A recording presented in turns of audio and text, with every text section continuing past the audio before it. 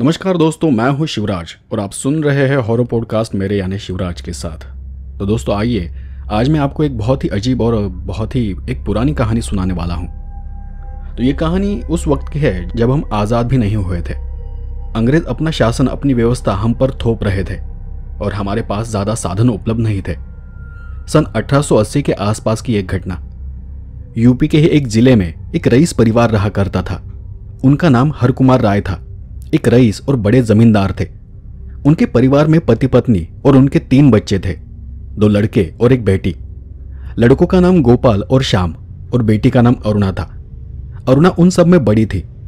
अरुणा की उम्र 15 या 16 साल की थी जब उसकी शादी हुई थी।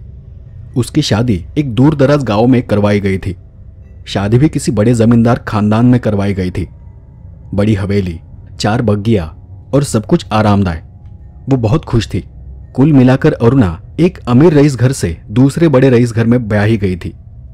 अरुणा की जब शादी हुई थी तब उसके भाइयों में एक की उम्र 13 साल और दूसरे की 10 साल थी। अरुणा की शादी को बस कुछ ही महीने हुए थे और कुछ महीनों बाद दीपावली का त्योहार था। तो उनमें एक प्रथा थी कि ऐसे त्योहारों पर मिठाइयाँ, कपड़े और भी कई चीजें भेंट स्वरूप एक परिवार से दूसरे परिवार को भेंट दी जाती थी। अरुणा चाहती थी कि इस दीपावली उसके दोनों भाई श्याम और गोपी उससे मिलने चले आए। उनकी भी छुट्टियां चल रही थी। हाल ही में वो शहर से घर लौटे थे। तो वो दोनों भाई अपने घर से मिठाइयां वगैरह लेकर अपनी बहन अरुणा के गांव के लिए जाने के लिए निकल पड़े। अब उस वक्त इतनी कारें, गाड़ियां वगैरह नहीं थी। गांव गांव में सफर अब भी पुराने तरीकों से होता था। गरीब हुआ तो बैलगाड़ी और अमीर हुआ तो बग्गी से। दोनों भाई उनके घर के एक नौकर को लेकर बग्गी से अरुणा के घर जा रहे थे। अरुणा का गांव इतना दूर था कि बग्गी से भी जाने में 2 दिन लग जाते थे। इसलिए दोनों भाई सुबह होते ही वहां जाने के लिए निकल पड़े थे। जंगल पहाड़ियों से सफर करते हुए वो पहली रात अपने ही एक रिश्तेदार के गांव में रुके। उस वक्त गांव में बिजली वगैरह नहीं थी, तो लोग रात में सफर नहीं करते थे। वो रात गुजरने के बाद दूसरे दिन सुबह वो फिर से आगे के सफर के लिए निकल पड़े और उस दिन शाम को वो दोनों भाई अपनी बहन के घर पहुंचे। अपने भाइयों को देख अरुणा बहुत खुश हो गई थी। पहली बार कोई बहू के घर से आया था, तो दोनों का वहां बहुत मान सम्मान हुआ। बातें वगैरह हुई। रात का खाना भी सबके साथ हुआ और रात में उन दोनों का सोने का इंतजाम हवेली में ऊपर एक बड़े से कमरे में किया गया था। कमरा बहुत बड़ा था और कमरे को बाहर निकलती एक गैलरी थी। दोनों की खूब खातिरदारी हुई थी। अब दोनों बहुत थके हुए थे और आराम करना चाहते थे। असल में वो दोनों भाई वहां भाई दूज तक रुकने वाले थे। नई जगह होने के कारण गोपी और श्याम को नींद नहीं आ रही थी। दोनों बातें करते करते बस बिस्तर में पड़े हुए थे। सफर की थकावट भी थी। काफी देर तक बातें करने के बाद गोपी की आंख लग गई। आधी रात हो चुकी थी। बाहर खूब घना अंधेरा था। कमरे के अंदर एक लालटेन की रोशनी थी। वो धीमी लौ पर जल रही थी। तभी छोटे भाई श्याम को बाहर से कुछ बातें करने की आवाज सुनाई दी। उसे सुनाई दे रहा था कि बाहर कोई 2 औरतें आपस में बातें कर रही है, पर वो क्या बातें कर रही है वो समझ नहीं पा रहा था। उसने फिर भी उन आवाजों पर ज्यादा ध्यान नहीं दिया और अपनी आंखें बंद कर ली। उसे लगा कि घर का ही कोई नौकर वगैरह होगा, पर फिर भी कुछ देर बाद उनकी बातें चलती ही रही। थोड़ा ध्यान देने पर उसने समझा कि वो जो कोई भी है वो 2 औरतें हैं और आपस में झगड़ रही है। अब श्याम थोड़ा हैरान था कि इतनी रात में कौन झगड़ा कर रहा है और इतनी देर हो गई है, उनकी बातें रुक ही नहीं रही। तो श्याम का भी कुतूहल जाग गया कि देखो तो सही कि कौन इतनी रात में बातें कर रहा है। श्याम लालटेन लेकर दरवाजा खोलकर बाहर गैलरी में चला गया और वो गैलरी से नीचे यहां वहां देखने लगा कि कौन बातें कर रहा है। पहले तो उसे कुछ भी दिखाई नहीं दिया, लेकिन अब जो बातें उसे स्पष्ट सुनाई दे रही थी वो उसे अब साफ साफ सुनाई देने लगी थी। वो सुन पा रहा था कि 2 औरतें आपस में बहस कर रही है। पहली औरत कहती कि मैं सुंदर हूं, तो दूसरी औरत कहती कि मैं सुंदर हूं। श्याम हैरान होकर सोच रहा था कि इतनी रात में कौन पागल बेमतलब बात कर रहा है, और इस कारण उसे और क्यूरियोसिटी हुई और कुतूहल हुआ कि देखो तो सही कि कौन पागल औरतें हैं। श्याम हवेली के पिछले हिस्से में था। बाहर एक बड़ा सा बगीचा था और वहीं एक कोने में जमींदार और मेहमानों के लिए बैठने की, चाय पीने की एक जगह थी। तभी श्याम का ध्यान उस तरफ चला गया। वहां पर एक लालटेन थी और उसकी रोशनी में 2 औरतें बैठी हुई थी। दोनों औरतें पूरे साज श्रृंगार में थीं, जैसे कोई शादी के जोड़े में होता है, और वो वहां बैठे आपस में उसी बात पर बहस कर रही थी कि कौन ज्यादा सुंदर है। जैसे ही श्याम ने लालटेन की रोशनी में उन्हें गौर से देखने की कोशिश की, उसी पल उन दोनों औरतों ने भी उसकी तरफ देखा और अचानक उसे कहा, क्यों लड़के, तुम ही बतलाओ कौन ज्यादा सुंदर है। उनके अचानक देखने से श्याम की हालत खराब हो गई। उसने देखा कि दोनों का रंग बहुत काला था, इतना काला कि बस उनकी दो सफेद आंखें दिखाई दे रही थी। और उनकी अजीब आवाज को सुनकर श्याम की तो जान ही निकल गई। वो इतना ज्यादा घबरा गया कि भागता हुआ कमरे के अंदर चला गया। दरवाजा बंद कर वो तेजी से बिस्तर में लेट गया। दरवाजे की आवाज और बिस्तर में हुई हलचल से गोपी की नींद टूट गई। उसका भाई श्याम तब चादर ओढ़कर चादर के अंदर छुपा हुआ था। गोपी ने उसे छूकर देखा तो वो कांप रहा था। उसकी हालत देख गोपी ने उसे पूछा, क्या हुआ, तुम वहां से भागकर क्यों आए? श्याम डरा हुआ लेटा रहा। कुछ नहीं, कुछ नहीं, बस।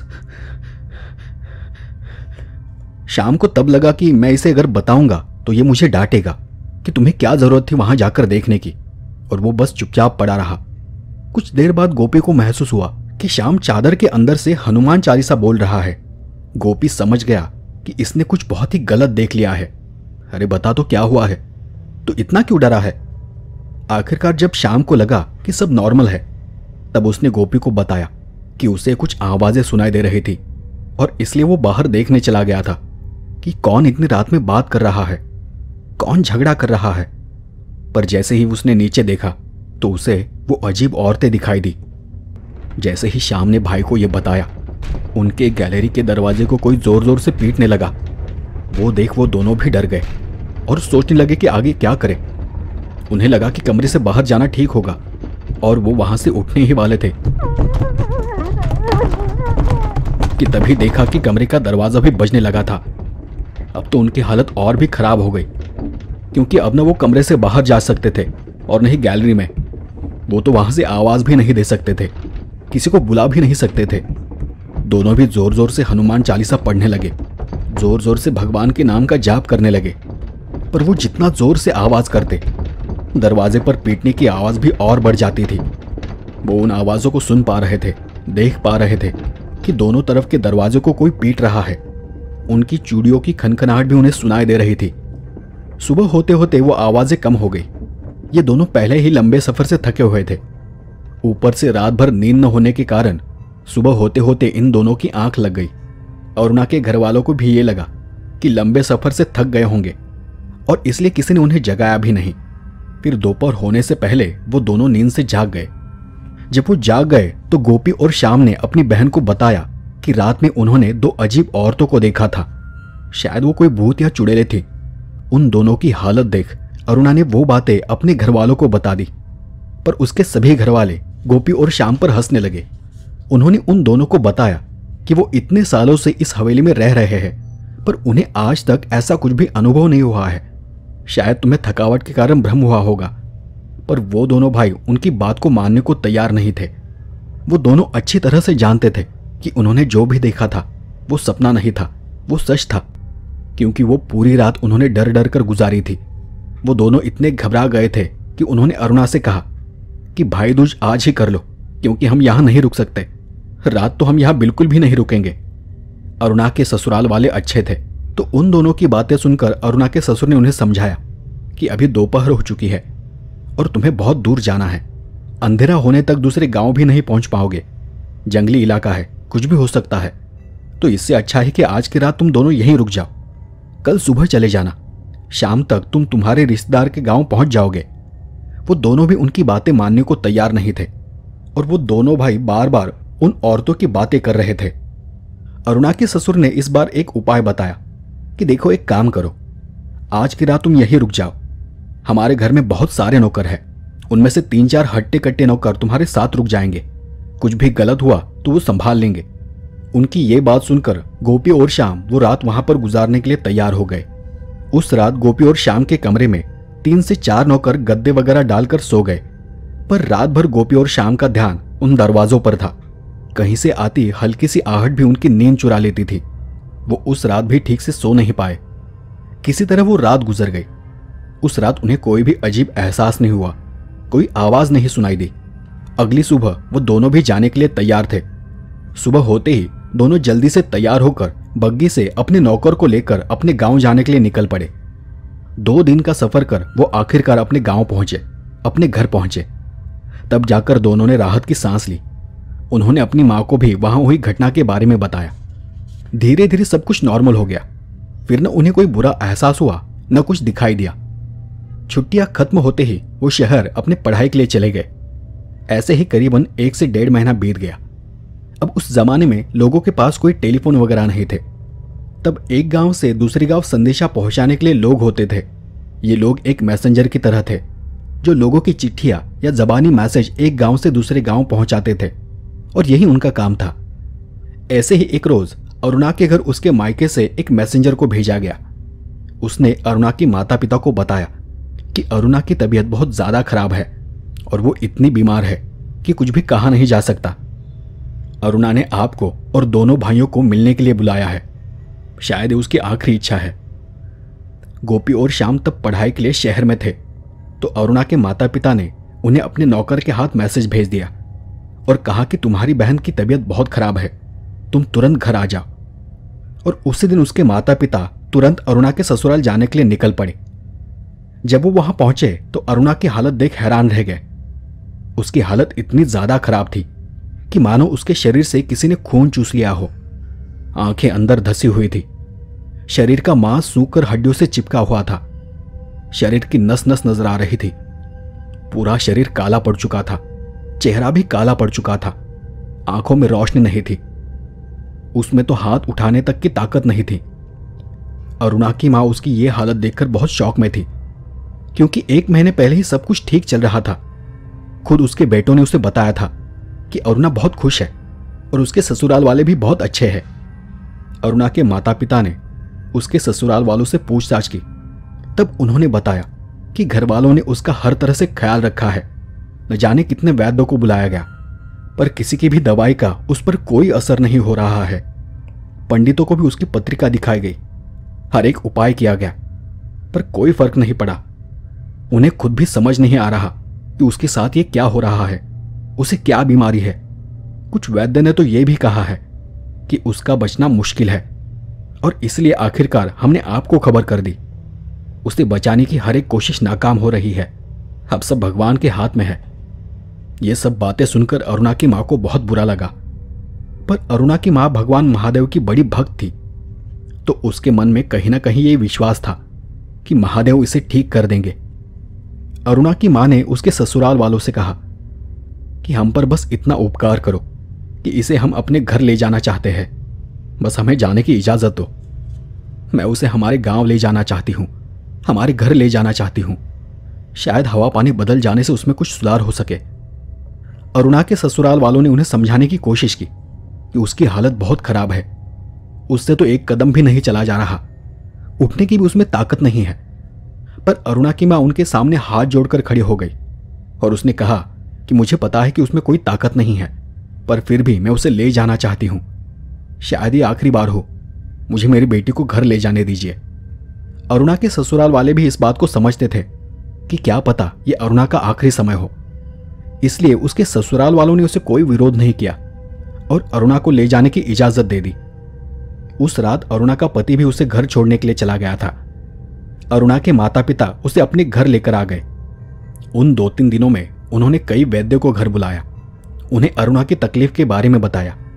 कई उपचार किए गए, पर सभी वैद्य हार मान चुके थे। उसकी हालत बहुत ज्यादा खराब थी, बचने की संभावना कम थी।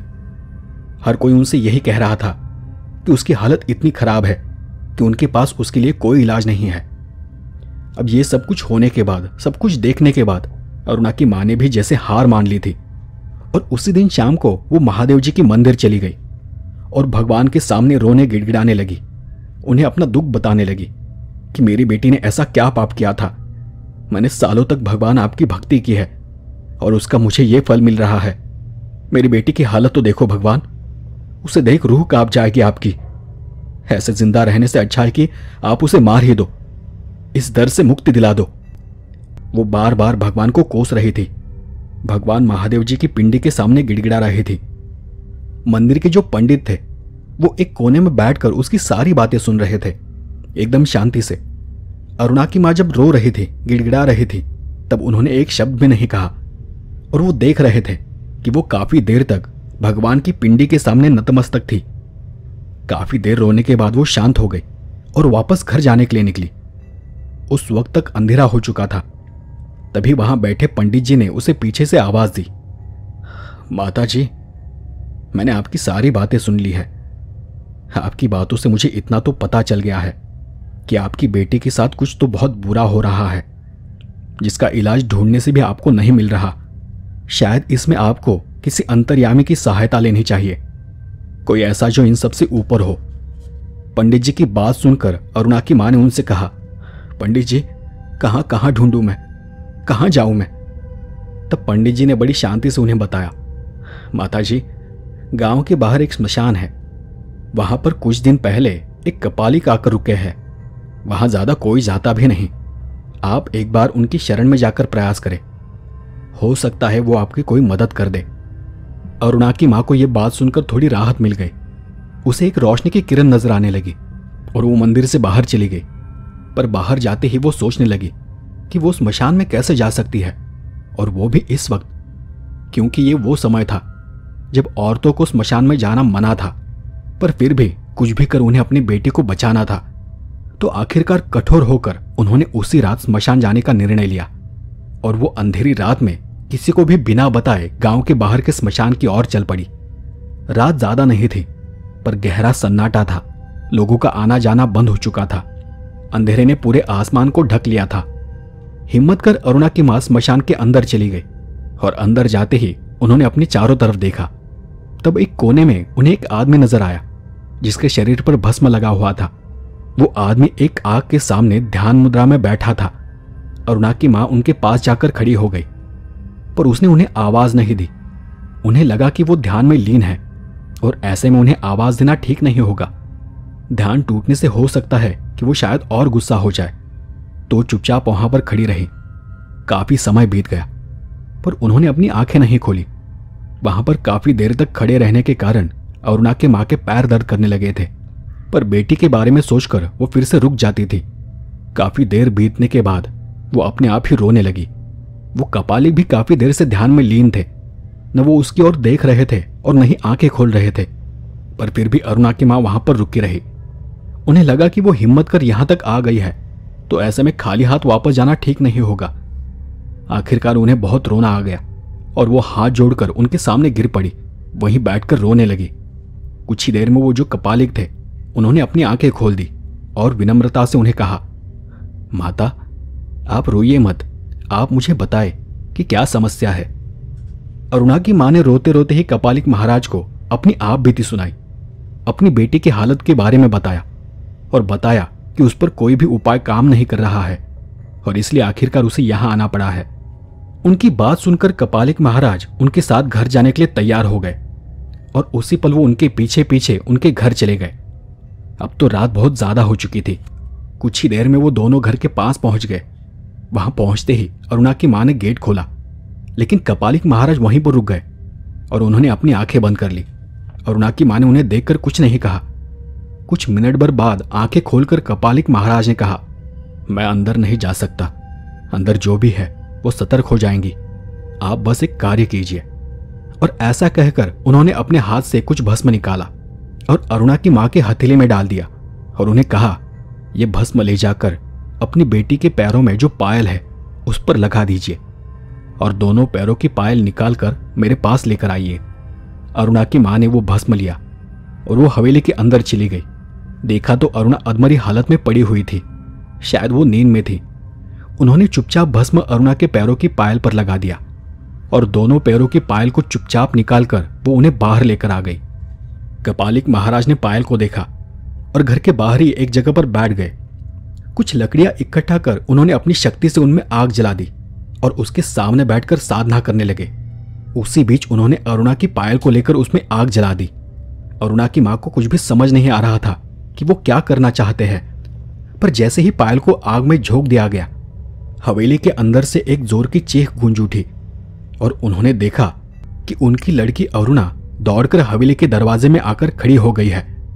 अरुणा को वैसा आता देख उसकी मां हैरान रह गई, क्योंकि वो जानते थे कि वो अपनी जगह से उठ भी नहीं सकती थी, अपना हाथ पैर तक हिला नहीं पा रही थी, और उस हालत में वो दौड़कर वहां आ गई थी। उसी हालत में दौड़ते हुए वो कपालिक की ओर भागी। उसने उन पर हमला करना चाहा, पर कपालिक महाराज ने सिर्फ अपने हाथ के इशारे से उसे दूर ही रोक दिया। उनका मंत्र जाप जारी था। अरुणा की मां वहीं पर एक साइड में खड़े होकर वो सब देख रही थी। उसी पल उसके बेटे भी बग्गी से वहां आ पहुंचे। वो दोनों भी वो सब नजारा देखकर चुपचाप दूर खड़े हो गए। कपालिक ने अरुणा को जिस तरह से रोकने का इशारा किया था, उसी तरह से उसे आग के पास आने का इशारा किया, और तभी अरुणा उनके सामने जाकर गिड़गिड़ाने लगी, उनके पैरों में गिर पड़ी और कहने लगी कि हमें मत जलाओ, हमें छोड़ दो, हम कुछ नहीं करेंगे, हमें जाने दो। तब कपालिक ने उन्हें आदेश दिया कि लड़की के शरीर से बाहर निकल जाओ और मेरे सामने अपने असली रूप में आकर खड़ी हो जाओ। और तब अचानक अरुणा बेहोश होकर नीचे गिर पड़ी और अरुणा के शरीर से दो आत्माएं बाहर निकली। अरुणा की मां ने अरुणा को झट से पकड़ लिया और तभी सबने देखा कि वो दो चुड़ैलें थी जो अरुणा के शरीर से बाहर निकली थी। वो दोनों चुड़ैलें अरुणा के शरीर से निकलकर कपालिक के सामने खड़ी हो गई, और उन्हें देखकर अरुणा का भाई श्याम भी चौंक गया, क्योंकि उसने उन्हें पहले भी देखा था जब वो दीपावली के लिए अपने बहन के घर गया था। वो दोनों वही चुड़ैलें थी जो बाहर आंगन में बैठकर झगड़ा कर रही थी। तब कपालिक ने उन चुड़ैल से पूछा कि तुम दोनों ने इस लड़की के शरीर में क्यों प्रवेश किया था। तब उन चुड़ैलों ने बताया कि कुछ दिन पहले ये दोनों लड़के जंगल से सफर कर रहे थे। तब ये सफर के दौरान एक जगह पर रुक गए और फिर ये पेशाब करने के लिए पेड़ के पीछे चले गए। हम वहीं पर थी, हमने उन्हें देखा और उन्हें फांसना चाहा। हमने अपनी पायल वहीं पर छोड़ दी। इसने भी पायल को देख उसे उठा लिया और अपने साथ लेकर चले गए। जब वो इस लड़के के घर गए, अपनी बहन के घर गए, तो इन्होंने भूलकर उस पायल को वहीं पर छोड़ दिया। उसके बाद ये हमसे डरकर वहां से चले गए। अगले दिन इस लड़के के किसी नौकर ने ये पायल इसकी समझकर इसे दे दी। इस पागल लड़की ने भी दोनों पायल बिना सोचे समझे पहन ली थी और फिर हम इसके शरीर में प्रवेश कर गए। असल में हमारे शिकार ये दो लड़के थे। हम जवान लड़कों को फंसाकर उनका खून पी जाती है, उससे हमें ताकत मिलती है। पर जब ये चले गए तो हमने उसकी बहन को अपना शिकार बना लिया।